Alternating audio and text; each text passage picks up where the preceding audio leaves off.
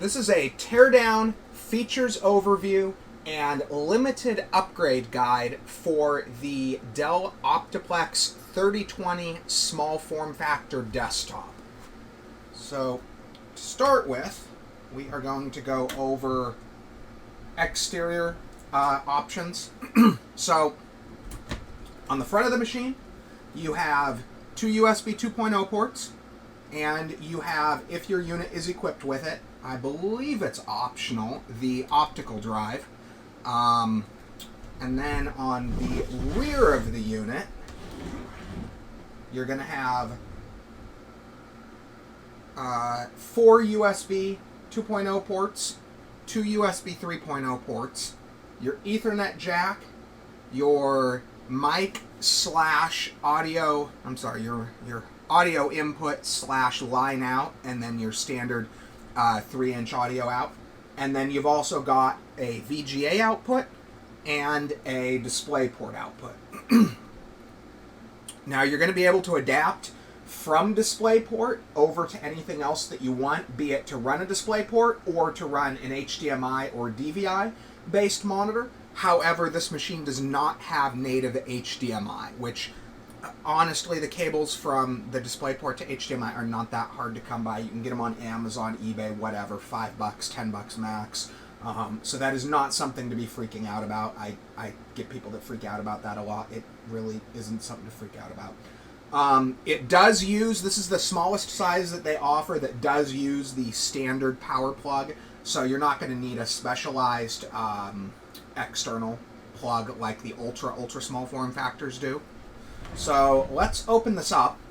So to open it up, there are screws on the back, one here and one here. Unlike a lot of the other Dell models where they have a handle on here, that's on the higher end ones, this one is just a screw-on side panel. So we open this up. So first thing you see when you open this up,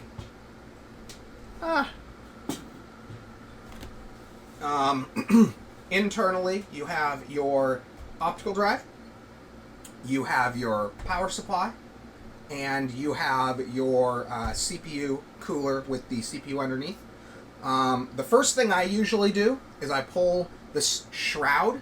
I've run these both with and without the shroud. I'm sure if the Dell engineers decide to put it in here, it'll run a little cooler with it, but I've run them with and without. They run fine either way. So if you take this out, you lose it, you toss it aside, whatever, you forget to put it back in, I would recommend not freaking out. I've never had an issue with it. So to take this out, it has these two handles here. They're entirely from the tension of the bendability of the plastic. So they just bend the plastic back a little bit, and you pull this up and off. And make sure to keep these out of the way as well. So then, the next thing you see, you've got your CPU fan here fully exposed. So the first thing I usually do with these, and by the way, this unit I have not cleaned. So the condition this is in, I try to leave these like this so people get a good idea of the kind of typical condition you're going to see these in. If you pull them out of a normal office environment, they're not going to be filthy. They're not old enough to be absolutely filthy unless they're in an unusually dirty environment. But you will see little bits of dust here and there. That's pretty typical. So in order to, let's see, what do we want to remove first? Let's actually do the front panel first. So pulling this front panel off just makes it a little bit easier to work with a few of the areas, pull the drives out, stuff like that. So to pull this off, let's see, can we do it this way? Okay, yes we can. Okay, cool. So tab, and tab. And this whole thing, it pivots on these. So there's another tab, and it pivots on those and opens down, and then you can just pull it right off. So, next part on this that I usually do is the optical drive removal. Flip this around again. So to pull the optical drive out, the first thing you want to do is pull the cable out. So this is your SATA data cable, and this is your mini SATA power cable. And keeping in mind, this is a not 2.5, but this is a notebook form factor optical drive. So this is, if you wanted to upgrade this to say a Blu-ray or something along those lines, a standard notebook form factor drive would slot right in. I've never encountered one that didn't. So to pull this out, it's got another tab here. Once again, it's just bendable plastic. On this one, you tab up like that, and then it pushes. That was a little faster than I wanted. So put it in, goes like that, and then to tab up, it goes backwards actually, and then just lifts out. It's got a tab here and a tab here that slots into that metal slot. Okay, so the next thing you have access to is the hard drive slot. So the way you pull that out, it's got a little, well, the first thing you want to do is pull your cables again. So you have your, see that with the light? And my light isn't quite pointing right to see it. Let's see here. Nah, you can still see it. So you've got, closer actually. Okay, let's do that. That kind of shows it a little better. So you've got power here, standard SATA power connector, and then you've got your SATA cord here. These are not locking. They do not have a locking mechanism on them, so it's very easy. You just pull it right off. So usually just grasp it and then pull it backwards. So try to do this where you can see it. Just pull it right out. And then the same thing with the power plug. It's not locked in place. It's just in there with tension. So you pull that right out as well. But now the way you remove, so this entire cage that's right here comes out. And the way you remove that is you have this right here, this blue piece of plastic. And what you do is this, you have a little finger thing right here. This just pushes. So you grasp it with your finger, pull it back, and then it locks in on this little screw right here. So you see that little that bigger space that opens up that it goes onto like that. So you can now lift this up and off. This pivots again, kind of like the front panel. It's got a pivot point here and a pivot point here. It just lifts up like this and pulls off. So the way that this works, another interesting Dell business grade way of doing this. So this has the hard drive in it. This just has a caddy in here, and it pulls right out. Now you can, let me set this aside. So do I have one on hand? Try to find the part I want here. So a lot of the Dells come, oh, here we go. I've got it over here. Okay, so a lot of the Dells come with these. And what it is it's this cage with a secondary thingy inside of it that is able to hold 2 notebook drives. The higher end versions of these machines, you can run 2 of these in RAID. Because the higher end machines do have a RAID controller. This might have it, but so the way this one is set up, it only has 2 SATA plugs. So if you did this, if you had one of these on hand, you would probably, if you want to use the optical drive, you will not be able to use a SATA. Oh, there goes my phone. I always forget to turn that to silent when I'm doing these. Okay, so because this machine, the 3020, only has 1 and 2 SATA ports, you're not going to be able to have both the 2 2.5s in RAID as well as the optical drive. You could certainly disconnect the optical drive. That's an option, but it's a fairly limited machine when it comes to storage options. So typically your best bet is going to be one fast 3.5-inch drive rather than the smaller. But you could certainly use one of these little things and just connect one drive if you really wanted to. I guess if you've got one on hand and you wanted to go with like an SSD, that would certainly be a convenient option. Okay, so next thing we're going to go with here, let's do a,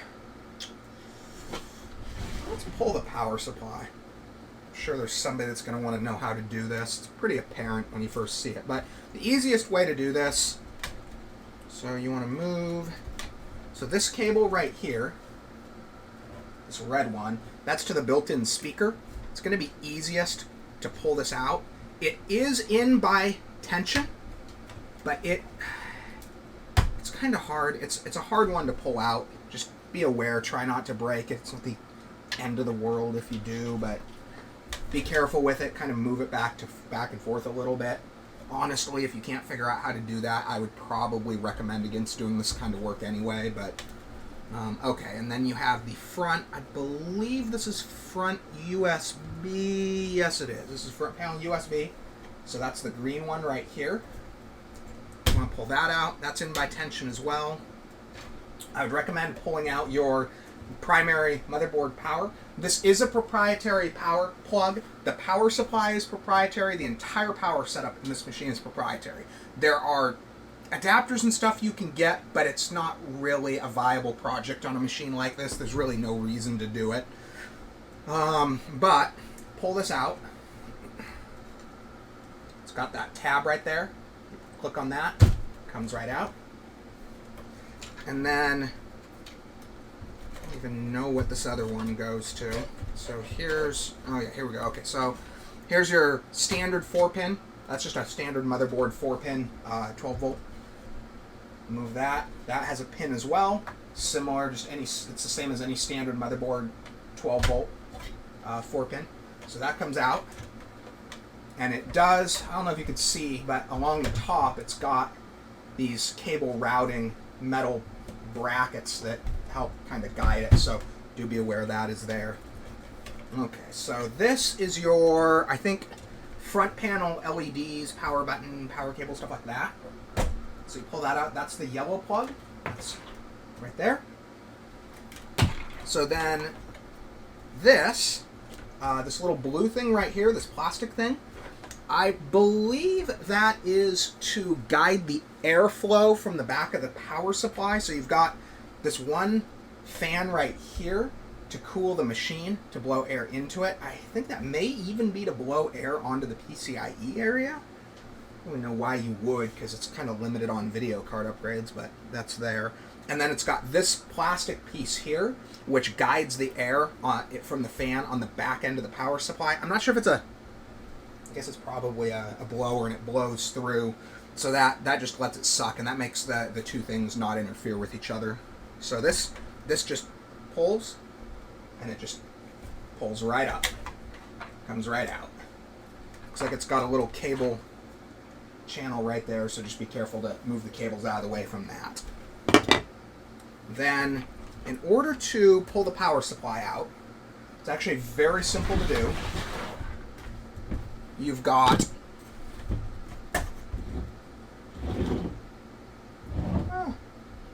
okay, you can see that quite well. Pardon my camera's focusing in and out. Kind of surprised it works as well as it does, to be honest. So there's 3 screws holding this in. 3? Yeah, 3. Wait, no. Oh, yep, 3. Okay, so it is 3. Third one is right here. I guess you can see that. I can't. So you pull that third screw out. And in order to remove this power supply, what you do is up towards the front. You can kind of just see it right there. See if I can zoom in here. Oh yeah, okay. So it's this right here. This little blue stickered thingy. You kind of put your finger in there. Oops, can't actually show both. But when you press down on that, oh, maybe I can. Okay, so when you press down on that, the power supply, like some of the other parts, goes backwards into the case. Zoom back out here. And the power supply comes right out. So that's your power supply. It looks like we have a...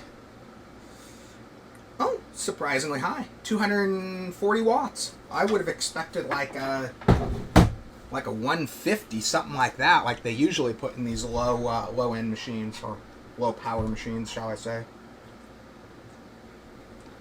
Okay, so you're left with your motherboard. So this is your. So the way the power works on these, like I said, it's completely proprietary. You have a standard motherboard 4-pin right there, and then instead of a 20 or 24 pin, you get this funky 8-pin nonsense going on, which 4th gen was when they switched to that. Up until 3rd gen, which would have been the Optiplex 3010, they had just a standard 24-pin plus 4-pin arrangement. But now it delivers the power there, and then you have this kind of breakout cord that comes off the motherboard itself with one SATA port. I'm sorry, one SATA power standard, and then one of the mini SATA. So you can pull that out if you want. Just don't forget to put it back in. So that has just another pin. Press on the pin, you can clearly see it, and it pops right out. Looks like we have our power for that front fan is going to be this item right here. So you want to pull that out. And then it looks like we have our... Okay, so that one's the front power button. So I think, usually with the way these Dells are set up, part of it's this plug and part of it's this other little plug. So you want to pull them both out.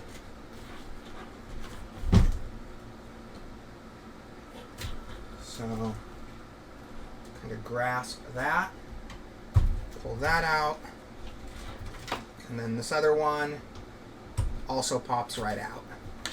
And those are both related to the front panel. I think one of them, it's kind of dumb the way they have it set up, but one of them is the LED in the power button, and one of them is the power button itself. And kind of a little hint, if you decide you want to try to swap this case over, do be aware that I believe the Dell board can actually detect if the Dell power button is not plugged in. So even if you get the right pins, which you certainly can, and just run a regular, like just a standard custom case power button plug to it, unfortunately it will still detect. I can't remember if it'll actually work or not, but do be aware, if you try to do this, that will be a point of contention on that. Okay, so I think the next thing we're going to do here is we're going to pull the CPU fan off. So it's a 100% standard CPU fan setup for the Intel 11 XX socket. So it's got your standard 4 screws.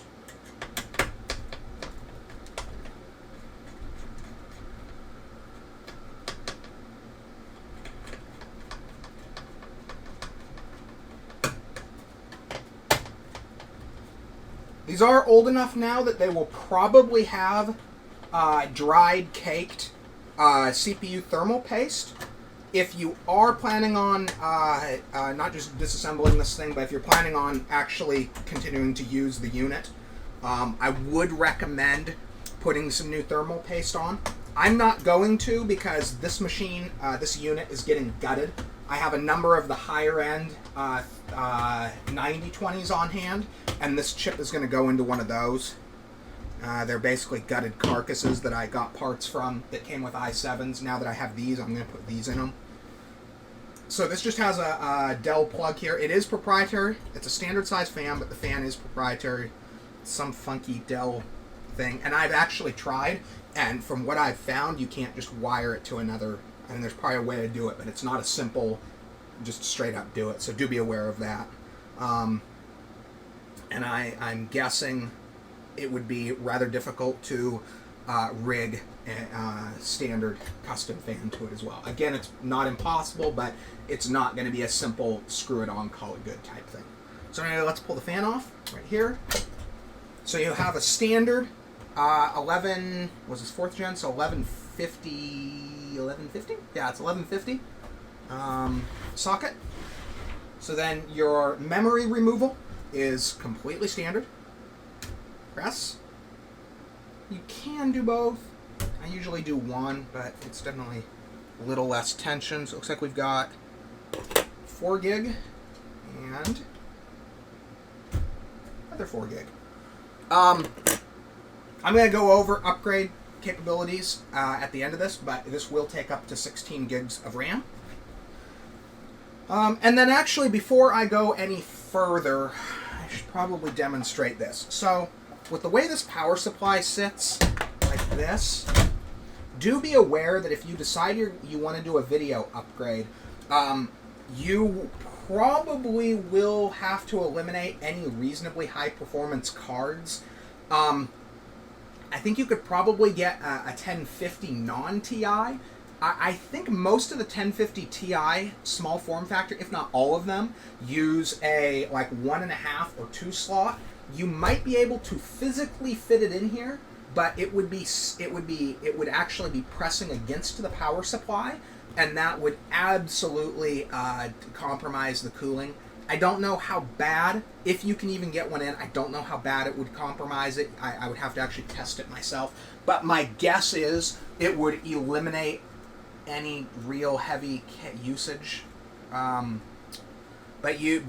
this is strongly, I would strongly recommend stick to full-on single slot cards, not 1.5, not 2, not slide overhang. You want an actual 1 slot card. Okay, so pull this back out. Oh, there goes my camera. Good thing I caught that. Okay. So next thing with this, let's go over just what's on the board here, since you can kind of clearly see the board. Let's zoom in here a little. Okay, so we're fully zoomed in. So you've got proprietary motherboard power, 8-pin, standard 4-pin, 2 RAM slots, upgradable to up to 16 gig, 2x8, PCIe, upgradable with a single slot cooler, small form factor.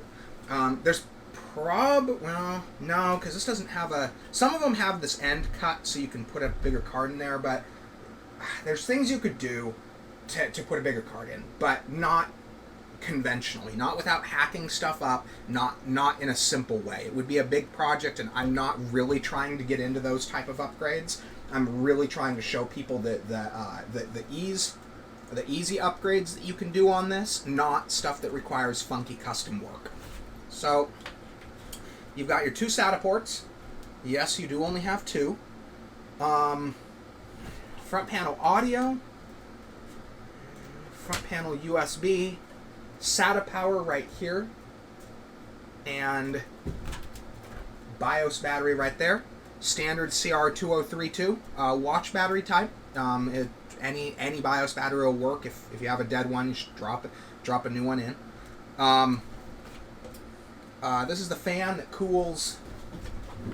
Like I said, the only thing I can think is maybe it's to blow air onto the PCIe slot. I'll go over that at the end. Okay, so if you want to fully remove the motherboard, you're going to have to do one more thing here.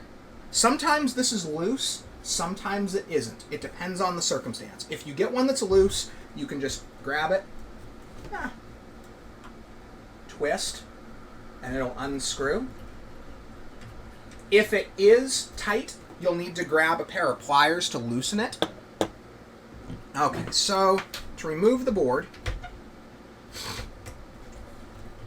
screw here, screw there, pull that out, screw up here in the corner next to the BIOS battery, pull that out,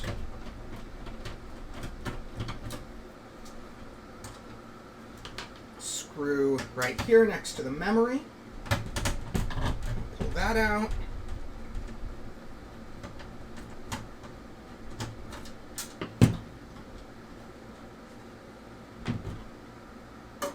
another screw up in the corner here. Ah, come on, focus. It's not focus. Oh, there it goes.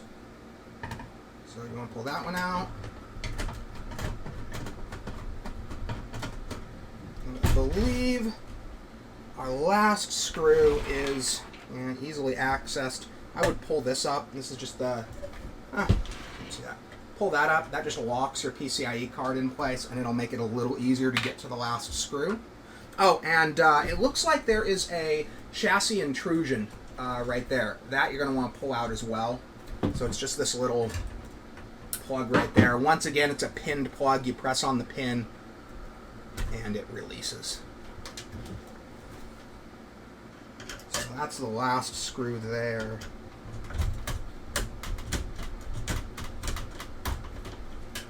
Okay, so you've got all your screws out. I believe this just straight up lifts out. I would probably grab this. That's your network and two of your USB 2.0s. I'd probably grab and pull up on that. Just make sure none of your cables get in your way. Okay, so put the board off to the side for a second. A couple of things to be aware of when you're doing this that really are the primary reasons I'd recommend against trying to transplant this board into another case. Is really a bad idea. If you really want to do that, if you really want to build this into a different case, just go on eBay and order. I mean, you can order Asus boards that are similar configuration to this, but with with more than 2 SATA. They'll still have 2 RAM slots, but they'll have, say, 4 or 6, depending on the board. SATA, you'll be able to use a standard 24-pin power supply. You won't have all this janky nonsense. If you really want to do that, I'm going to strongly recommend going that route. But the other thing to be aware of, the I/O shield is built into the case. So the actual back end of the case just has cutouts for all your ports. So you're not going to get an I/O shield with this.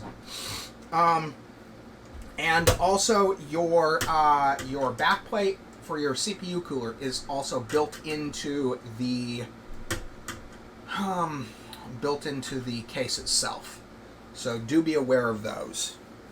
So let's actually do this as a refurb too. Normally I wouldn't put one of these back together on video, but I think people might like to see that. So the first thing I'm going to do, I'm going to kill the volume for a second. I am going to vacuum this. I don't care what people say, oh, don't vacuum, blah, blah, blah. If you're that worried, keep the motherboard far away when you do it, if you're that worried about it. So I'm going to kill the volume for a second here, and we're going to vacuum this out.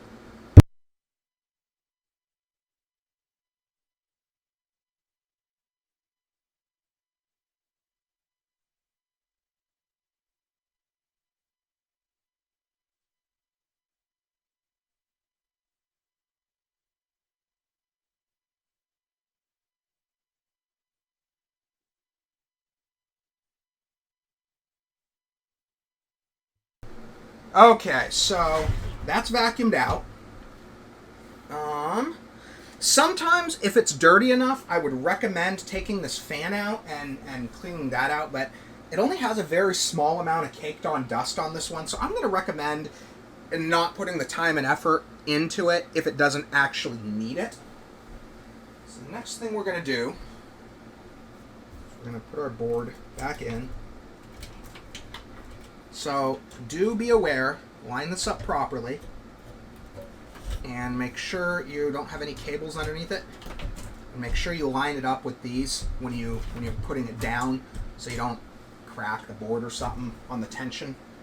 So then let's put our screws back in. Did I lose any of them? So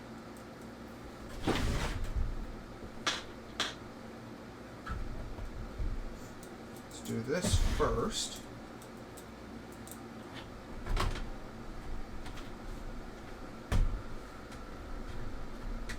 One there. Corner one there. A little bit of that dust off.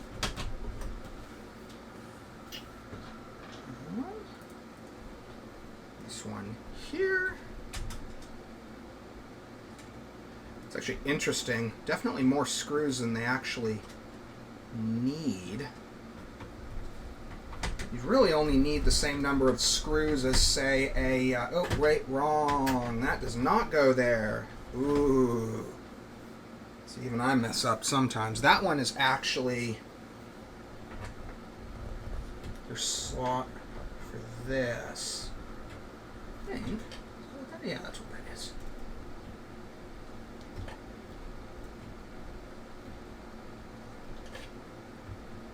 Yeah, because that's tight on the smaller size, so yeah, that's that.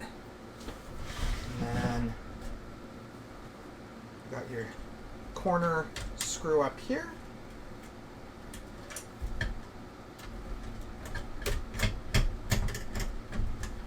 Got your memory screw here.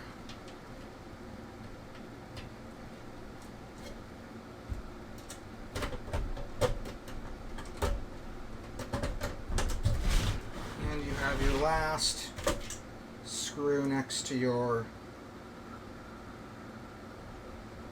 PCIe slot right here. Since we're already over in this area, let's plug our little chassis intrusion back in.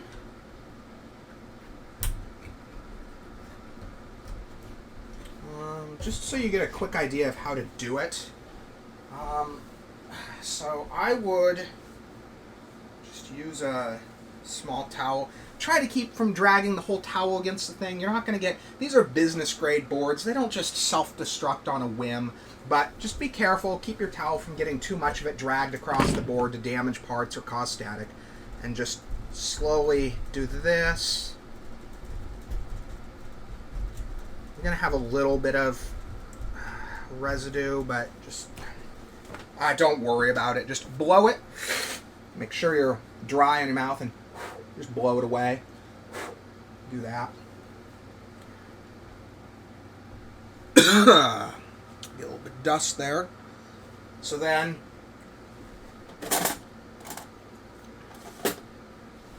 actually, so one of the tricks I've learned, if you want to pull this chip out, and I have done a little bit of research on this,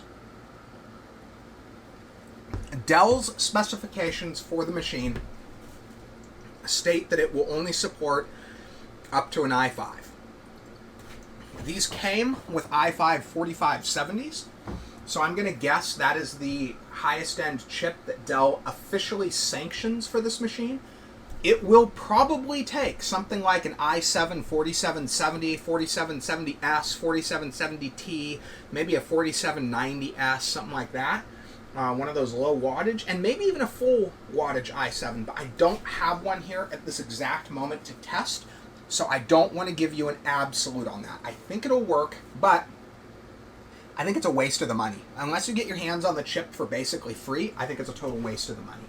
But if for whatever reason you need to pull the chip out, I normally recommend put your finger on the chip.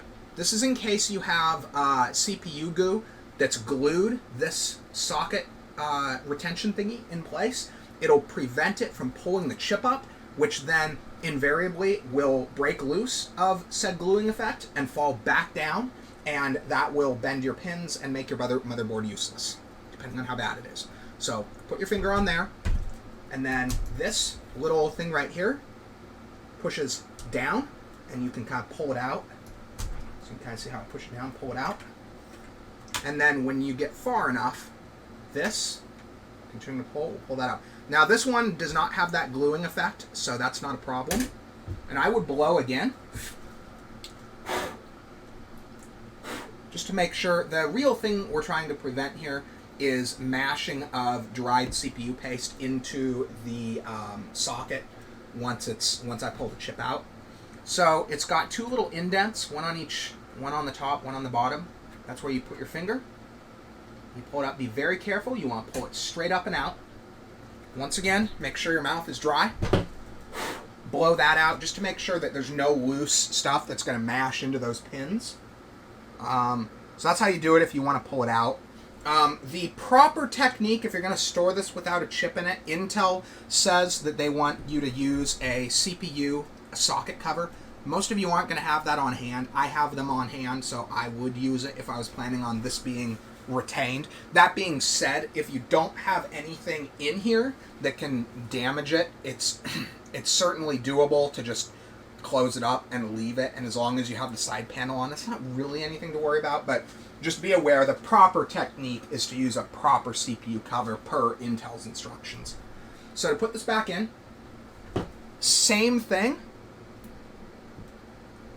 You want to be very, very, very careful, and you want to put it back in. Make sure you got nothing sticking to the bottom of the chip. And when you put the chip back in, you want to put it in, you line it up. It's got a tab here and a tab here, and this has notch cutouts, and this has notch cutouts on the chip. And you want to make sure you put it straight back down in. I should have done it even straighter than that. You kind of tilt to one side. It's not usually going to hurt it, but if you get it caught on something and then you move your fingers, suddenly you can drop that chip and it'll destroy the pins. They're very fragile, very easy to damage. So then this cover comes back down. Try and move that and then put this down. So normally I'm not as deliberate as this. I have enough experience on this. I can do this motion very quickly without damaging anything, but I am trying to show for the purpose of the video how to do it as safely as possible. And then this presses back down. Dang it. There's an example of why you gotta be careful. It will spring back up, and depending on how you do it, it could take the chip with it and damage the pins when it goes back down. So be very careful with that.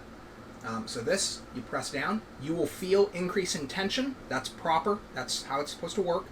This goes under here, and that locks it in place. And again, that tension is normal. That's how you want it to work. So then, this is just random CPU goo. HY510. Interestingly, the reviews on the stuff are abysmal, but I've never had a problem with it. It's certainly not as good as Arctic Silver 5, but this particular application, it's tight thermal tolerances, but it's not extreme. Sometimes you have extreme thermal tolerances. This is not that bad. Okay, so squeeze a little bit of it on there. Have a medium-sized dot of it. And then you can spread it with your finger. You just want to make sure you get full. This is always a point of contention for people, but as long as you get full coverage of the CPU, keep in mind the actual part of the heatsink that covers the CPU is probably round and isn't going to cover the whole CPU anyway.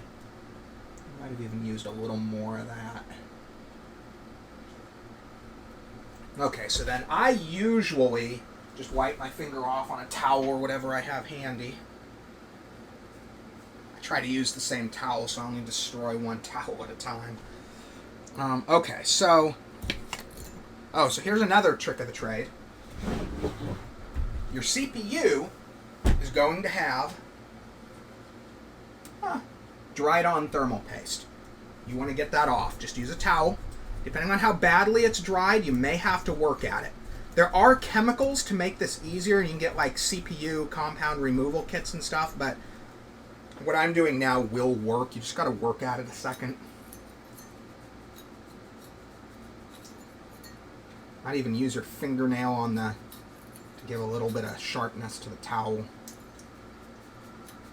If you don't do this, chances are very good that the freshly applied CPU compound you just have there probably isn't going to work very well, because you'll have these high areas and it'll prevent seating with the CPU.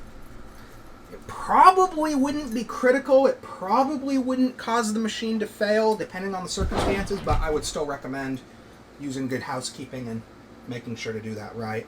So you want to line this up. You want... let me zoom back out here. Okay, so the wire goes up. So when you see that, so you line it up with the screws, put it on the screws. Once you get on the screws, give it a bit of a tap, a little bit of a push down so you seat it in, and then screw the screws back in place.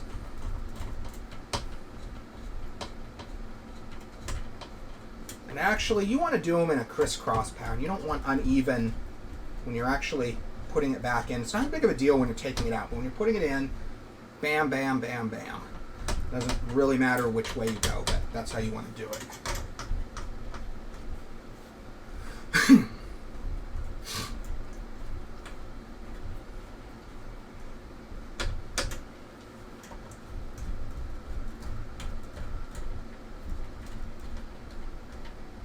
Okay, and then this just goes back into our, it's right here.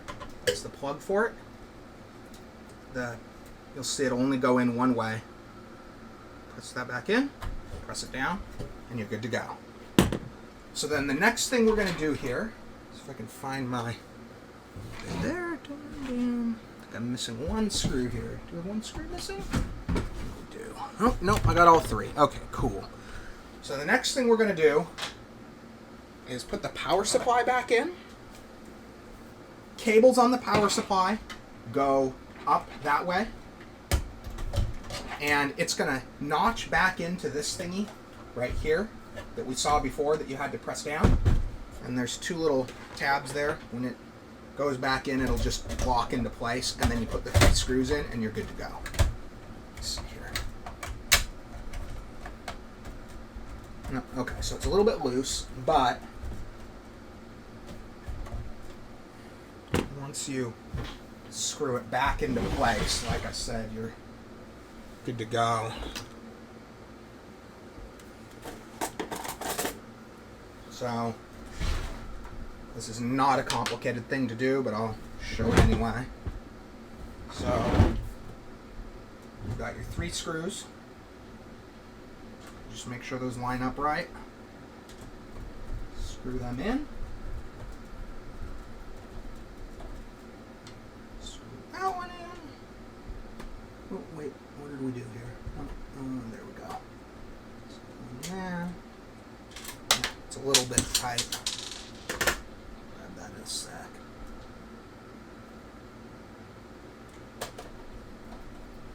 The last one should be the easiest one to do now that it's all tight in there.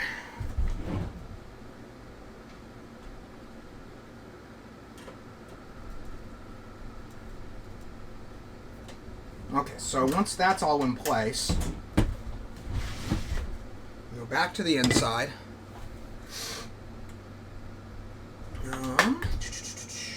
Let's do this first. So put your little tension thingy back in place here. You can kind of see it locks into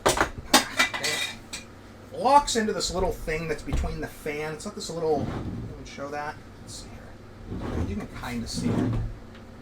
It's like that metal, it's that metal bracket right there between the fan. It's like a metal bracket, and then there's the fan. It uses tension between that to hold this little thing in place. So just put it back in. And it looks like it just locks. Get it right here. What was I doing? I had it right. Okay, there we go. And that just locks back in place again. Oh, yeah, there we go. Okay, so it's got a thing right here that locks in place. There we go.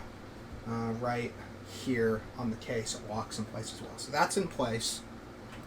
Then, and this gives you the opportunity to do a little bit better cable management on here as well. Keep that in mind. So this is our front fan. I'm actually going to tuck. Be careful when you do this not to damage the wire, but I'm going to tuck the wires from that underneath the motherboard. I'm going to plug it in. Just give you a little better cable management. I know machines like this, cable management isn't as important to most of us, but good housekeeping is always nice. So then our green port, let's put that in. It's got this little cable guide there. Let's put that in there. Looks like it's moving my thing a little bit there. Okay. And this was that. So let's run this behind our green, just to kind of give that again a good solid cable management. And let's even tuck it under the board if we can. looks like, yeah, so it's a ribbon cable. If you do it right, though, you can kind of slide it under the board, just like that, and that gets it out of the way. And then this has one non-existent pin, and that kind of locks it in. That gives you kind of a guide to where it goes. And kind of tuck it under the board there if you can. At least that's how I like to do them. Give that a little more of a underboard tuck there. Now be very careful when you're tucking these. You can have situations where the cables get damaged by wire or by solder points on the underside of the board, so just don't push hard. If it's not working, it's not working. Don't try to push or you'll risk tearing the wires. Okay, so the next thing we're going to do, again, let's run this power behind the green plug again and run that to right there. It's possible I may have to change some of this in a minute when I put it all back together, but if I'm lucky, I won't. And then this goes here. So this is our motherboard 8 pin that we're going to route up and around to there. And that, let's actually tuck under. Let's tuck that underneath this. So we'll run that like that.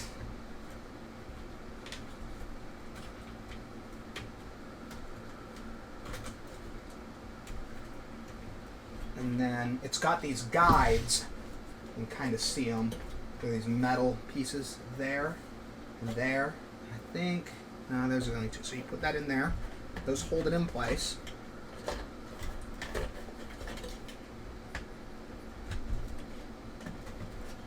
And then it just plugs right in. Okay, and then the next thing we're going to do here, let's plug this all back in first. So our front built-in speaker wire, we're going to run that again behind as much stuff as we can. So I'm trying to show you guys as much as I can here, but there are some limits. But so let's run that.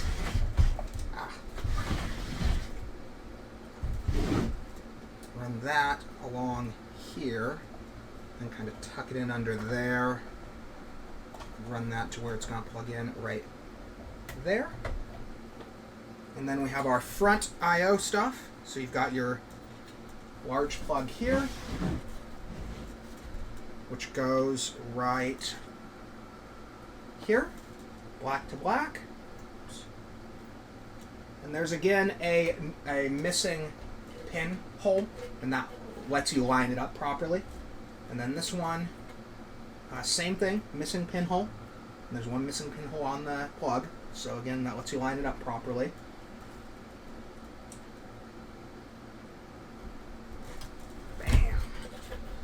So again, I'm going to tuck this underneath the board just to get it out of the way.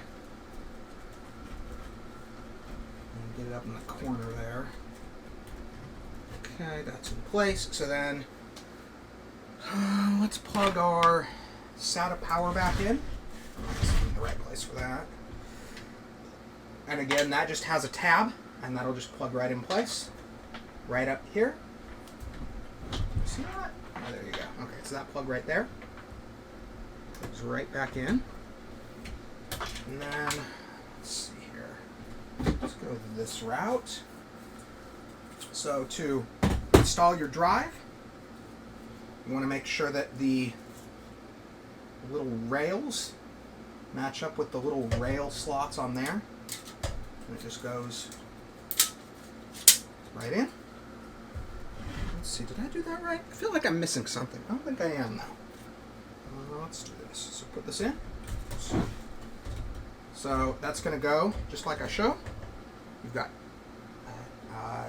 mount point there, and it just kind of slides over those, and then those pivots down like this.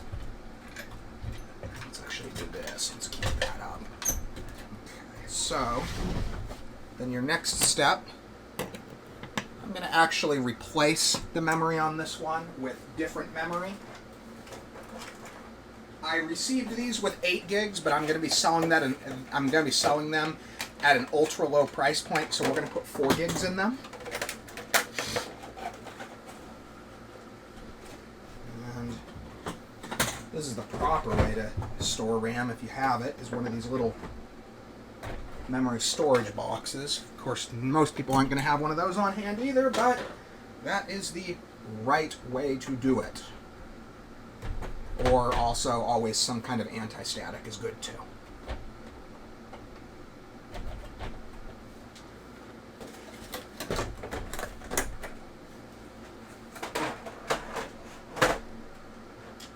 Okay, so take these two. It probably would have been easier to do before I put this back in, but that's not that big of a deal. Just be careful.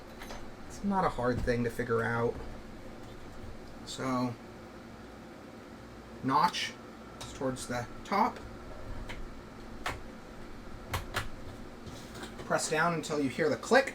Be very careful. It does require a good bit of force, but be careful because these are sometimes sharp, the sticks, and I have cut myself on them. So they fit right into the notches. And we have our RAM in. And then, so to put this in, and actually I should have done that. That was one thing I should have done a little bit differently. I should have put the SATA cables. You can certainly do this without. Just be aware they're down inside there, so you just kind of bend the cable, put it in. But if you do this, don't do it this way. If you do this, put these back in before you put that cage back in. I have a lot of experience doing this, more so than most people. I've worked on a lot of these machines. So we have the cable that goes into our hard drive. It's kind of hard to show on video, but I showed us taking it out. So that goes in right there. Power cable also goes in. Bam, plugged in like that. And then next thing is to put our optical drive back in. And actually, let's do this. Let's put the front panel back on. So again, these tabs, they just line up with here. And so it's got those tabs on the bottom. Those go into the bottom there. There we go. So we're good there. And then we want to put our optical drive back in. And that just lines right up. You've got these notches, notch, notch. And then it pushes forward and locks in place. Then we get our plug here. And our power plug here. Plugs right in. Okay, and then I'll show the full thing. Might as well. For those of you who want to do it right. So this will go direction. Okay, there we go. Oh, no. Okay, so there we go. So that goes to the front here. And I guess what that's going to do is keep all the air that's cooling this in that kind of vicinity so it doesn't go elsewhere. Probably helps push some of the air out the back as well a little bit better. I think... Oh, and then obviously and see how much cleaner that is too than it was when we originally took this apart. Just a better cabling. It's one of those things, you know. So this goes back on and screws in place. Good to go. Okay, so I'm going to go over the... so let's actually pull this back open just so you can kind of look at it while I'm going over this. So, as far as upgradability, I went over this during the thing, but I'm going to give you one big shot on the upgradability. Okay, so this machine will support up to 16 gigs of RAM. It is not going to support any of the more exotic DDR3 RAM formats, like FBDIMM, stuff like that, that'll be available in individual 16 or I guess potentially 32 gig sticks, just like the really big server stuff. This is not going to support that. So don't buy that thinking you're going to put 32 or 64 gigs of RAM in this thing. It's not going to happen. Even if the sticks physically fit, it will not work. You are limited to 2 SATA ports, so I would recommend using them for maybe... I would actually pull the CD drive out and replace it with an optical, or with a optical to 2.5, and put a SATA SSD in this slot, and then have a large storage drive, say like a 4 or 8 terabyte storage drive. It would make this a perfect network storage device or server. I guess sky's the limit on size. 8, 12, 16, 18, these new sizes they're coming out with. I don't think there's any limit as far as I know. I'm going to say the fastest chip you're going to want to try to put in this is the i5-4570. Again, other stuff will probably work, but that's going to be the best chip for it, based on thermals, based on power supply, and all that. I would say 4570. You are limited to a single slot PCI Express video expansion. It does have the 1X PCIe there as well for sound cards, capture cards. You could certainly put, say, like if you've got a 1050 non-TI, drop that in with the single slot cooler, and then like an Elgato HD60 Pro with the low profile bracket. You could absolutely turn this into a small form factor capture box. Absolutely, it'd probably work great for that. What else are you able to do with this?